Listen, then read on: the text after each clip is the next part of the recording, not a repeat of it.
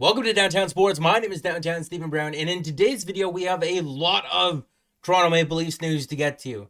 So I haven't decided whether or not I'm going to be doing individual videos for each piece of news or one big video. My plan is to film the first portion of it, see how long that is, and then make my decision. Okay, this is Steven from the future after I've already finished filming the video.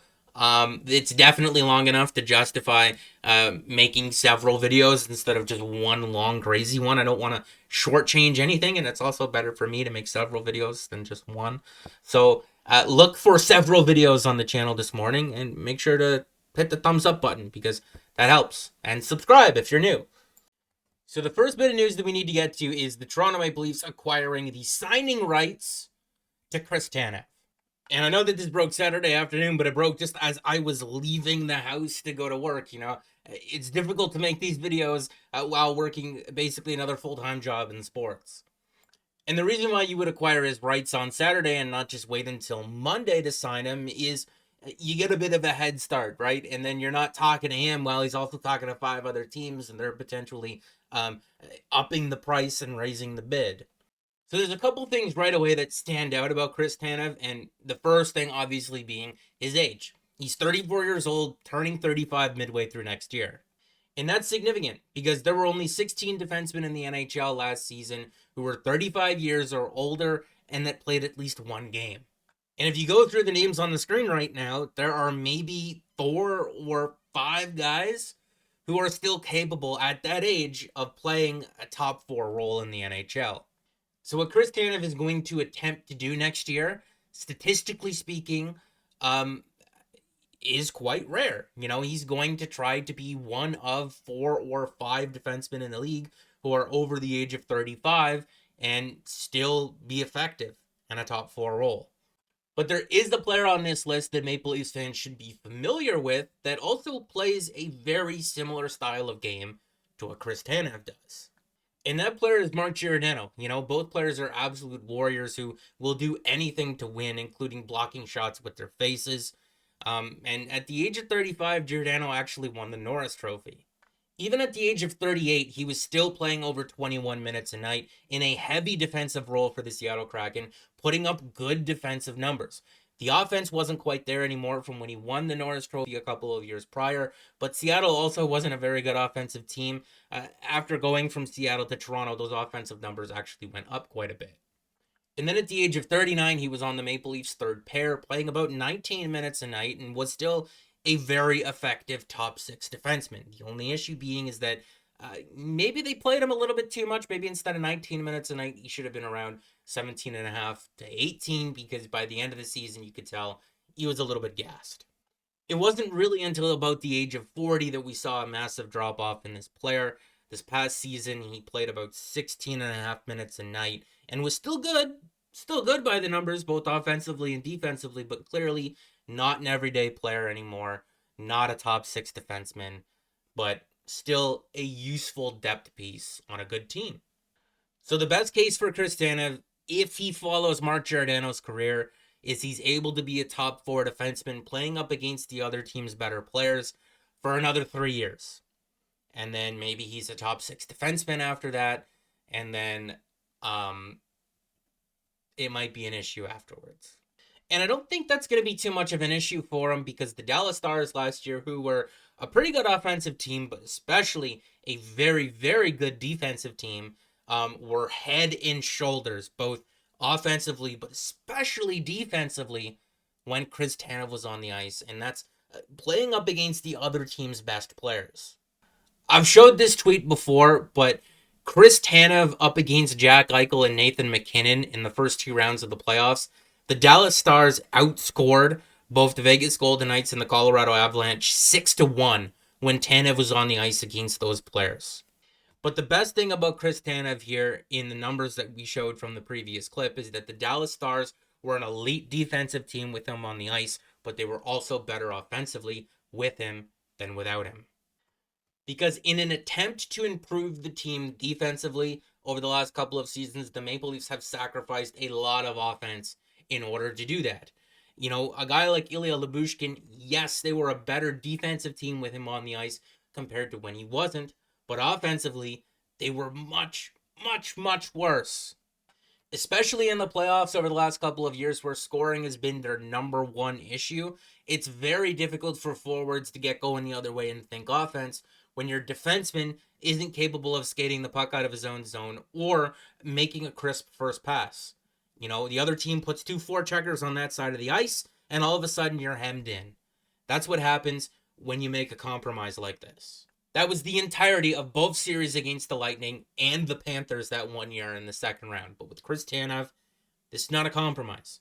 This is a guy who's an elite shutdown defender who is also capable of breaking the puck out of his own zone and making a first pass. So we've tackled his age, his ability, but people still remember Chris Tanev as being injury prone. And when he was with the Vancouver Canucks, yes, that was definitely the case. But over the last 5 seasons, he's only missed 25 games. And a couple of those games were he had some kind of weird visa issue when he was traded from Calgary to Dallas, and he missed 1 or 2 games, I believe. So can you really call a guy who's missed on average 5 games a season over the last 5 years injury prone? I don't think so. But I definitely do understand why he had that reputation. Because, yes, when he played for the Vancouver Canucks, he was constantly injured. Another reason why I'm not worried about his injury history is because Jim Nill, the general manager of the Dallas Stars, who has won back-to-back General Manager of the Year awards, acquired this player to be his team's main addition at the trade deadline in order to help them win a Stanley Cup. And ultimately, Chris Tanev ended up injuring his ankle in the third round of the playoffs against the Edmonton Oilers, but he played in every single game that the Dallas Stars played in this year's playoffs. And you know what? If the Leafs make it to the third round, Chris Tanev's ankle can explode into a million pieces. And I think we'd still take that. And it's 2:41 a.m. Sunday night, Monday morning when I'm recording this video. We currently do not know what Chris Tanev's contract is going to look like with the Toronto Maple Leafs, but we have heard from Elliot Friedman that the Maple Leafs are willing to go longer with the term in order to bring the AAV down. You know, if Chris Tanev is looking for a certain amount of total dollars, you just say, okay, we're good with that amount, but we need to spread it out over more years to get the average down. And I don't mind that tactic because for a guy like we just discussed who has a laundry list of injuries as he's getting older, it becomes very believable as to say, you know, this guy all of a sudden needs 5 surgeries and you put him on Robida Island.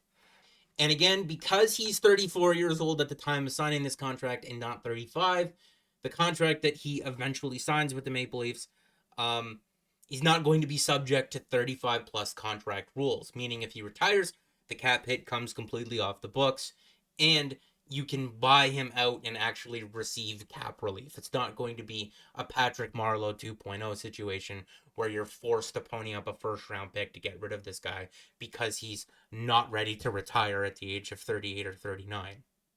But then Kevin Weeks posted this at 8:54 p.m. on Sunday night, and again, we still don't have anything official. It's now 2:47 a.m. But the reason why I'm doing this now and not tomorrow when we do have an official announcement is because I'll be working for Agent Frenzy for TSN all day. I won't have an opportunity to make videos tomorrow, so I'm doing it all tonight so I can upload these in the morning. But Kevin Weeks' tweet here says that Tanev's new deal sounds like it's going to come in around $5 million a season. Whoa, whoa, whoa, whoa, whoa, whoa, whoa, whoa.